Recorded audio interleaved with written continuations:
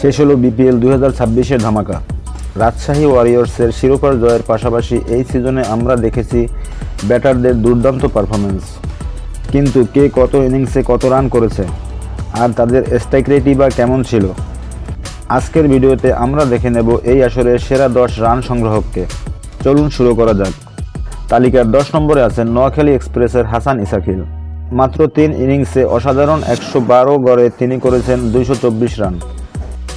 Strike rate ছিল 147.37।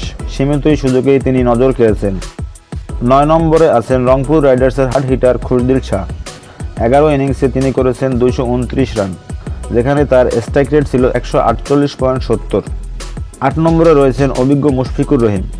12 ইনিংসে তিনি 244 রান করে দলকে ফাইনালে তুলতে বড় ভূমিকা রাখেন। তার স্ট্রাইক রেট ছিল 110.91। 7 নম্বরে আছেন চট্টগ্রাম রয়্যালসের বিস্ফোরক ওপেনার অ্যাডাম রসিংটন। মাত্র 6 ইনিংসে তিনি করেন 258 রান, দুর্দান্ত 139.46 স্ট্রাইক রেট নিয়ে। 6 নম্বরে আছেন চট্টগ্রাম রয়্যালসের আরেক ব্যাটার মোহাম্মদ নাইম। 12 ইনিংসে তার সংগ্রহ 272 রান, স্ট্রাইক রেট ছিল 121.97। 5 নম্বরে ইংলিশ তারকা ডেভিড মালান। 9 ইনিংসে তিনি করেছেন 300 রান, কিছুটা ধীর গতিতে হলেও তার স্ট্রাইক রেট ছিল 112.36। 4 নম্বরে আছেন রাজশাহী ওয়ারিয়র্সের অধিনায়ক নাজমুল হোসেন শান্ত।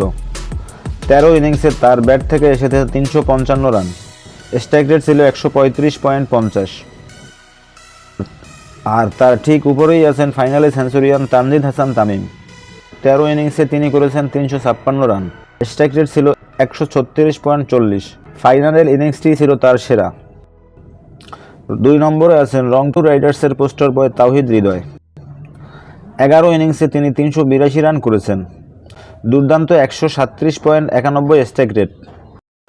2026 বিপিএল কিংবা সর্বোচ্চ রান সংগ্রাহক হলেন সিলেট টাইটান্সের পারভেজ হোসেন ইমন। 12 ইনিংসে তিনি করেছেন 395 রান, স্ট্রাইক রেট ছিল 133। কমেন্টে আপনার মতামত জানান।